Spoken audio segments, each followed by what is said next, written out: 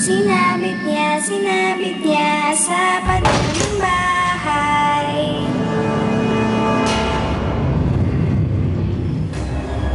May inuwi si nanay sa bahay. May inuwi si nanay sa bahay.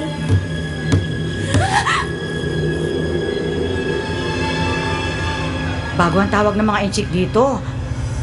Ang bagwang yan ay pag-aari ni Miss Lotusfield. Sumumpa si babae sa salamin ng bagwan bago siya namatay. At ang sumpa ay kumuha ng kaluluwa sa sino mang makikita ang sarili sa salamin. Paano natin masasagip ang mga taong sumilip sa salamin? Paano mapuputol ang sumpa? Wala kang dapat ipangamba. Ikaw ang may-ari ng bagwan. Wala sa iyo ang sumpa. Nasa iyo ang biyaya ng swerte.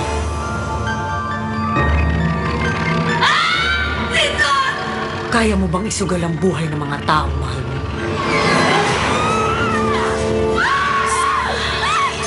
Joy! Wala kang kwenta!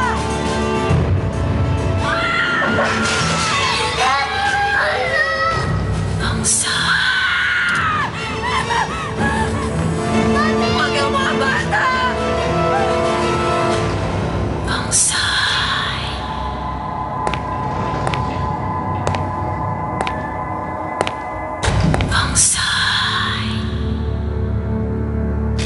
May inuwi si nanay sa bahay. Sinabit niya sa pader ng bahay. Pinasok niya sa bahay. Ang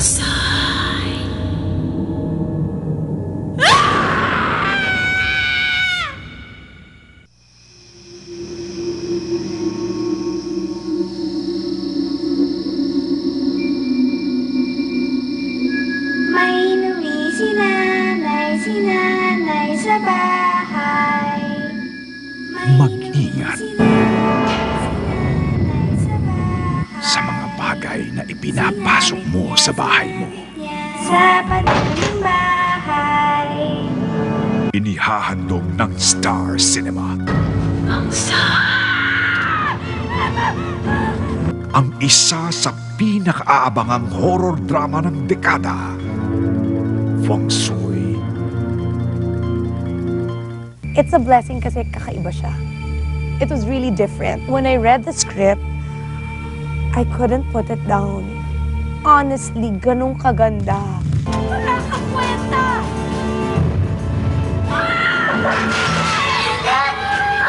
Sa pangunguna ni Chris Aquino, isa sa pinakakontrobersyal at pinakasikat na TV and film celebrity ngayon, ang Feng Shui, ang sinasabing magsisimula ng bagong trend sa Filipino filmmaking. Feng Shui is the first Filipino modern horror drama movie that is probably following the trend of the modern Asian horror genre. It partakes on the horror genre from a very modern point of view. And yet, hindi nakakalimutan yung basis of a Filipino drama. Interested din talaga ako sa Chinese astrology. So, parang nung binabasa ko, sabi ko, ang ganda nito. Iba yung escalation ng action, iba yung pagiging suspenseful. It's a story of about swerte and trying to make choices. Kasi tayo mga Pilipino, mahilig tayo doon, na siguro dahil sa kahirapan ng buhay, we always cling to luck. Ang bagwang yan ay pag-aari ni Miss Lotusfield. Sumumpa si babae sa salamin ng bagwan bago siya namatay. I think lahat tayong mga babae, we dream of providing good lives for our families.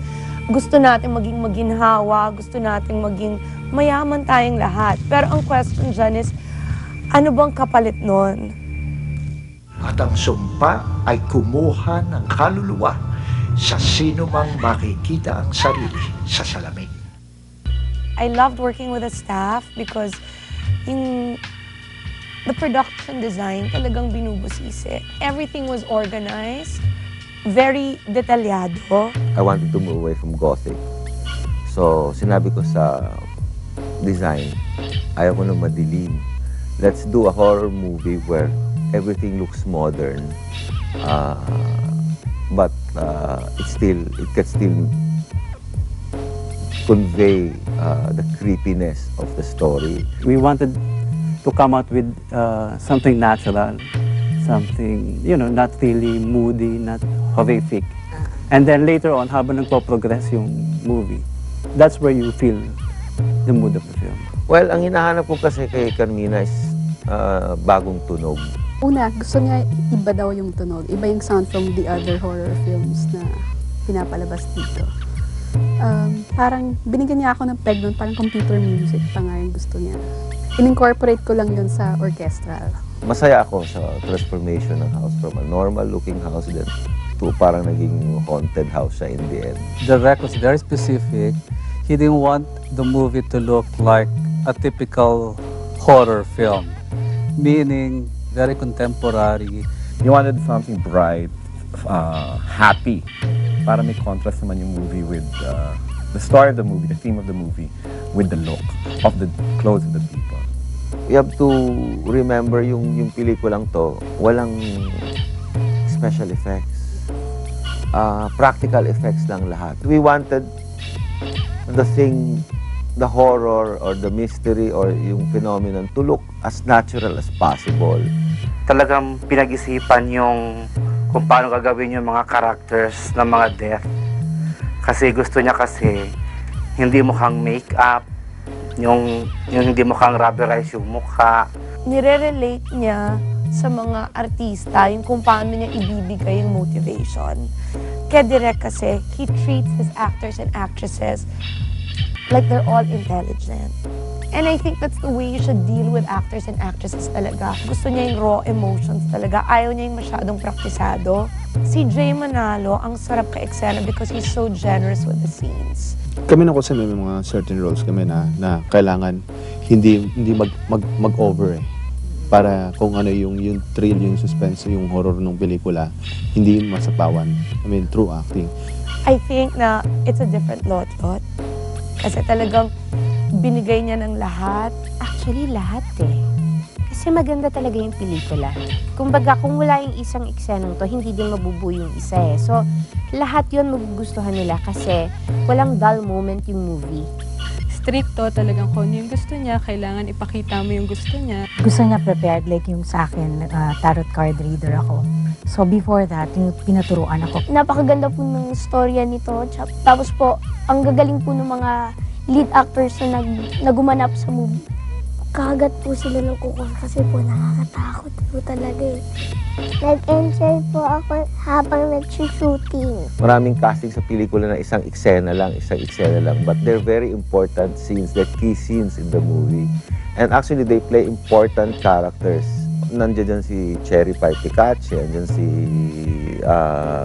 si Noni Buencamino, tapos si Daria Ramirez, si Junie Gamboa. So, and all these people I've wanted to work with again. No? So, masaya ako at nakuha ko nga sila lahat. Ang feng shui, madedescribe ko siya na itong pelikulang to, hindi ka patutulugin.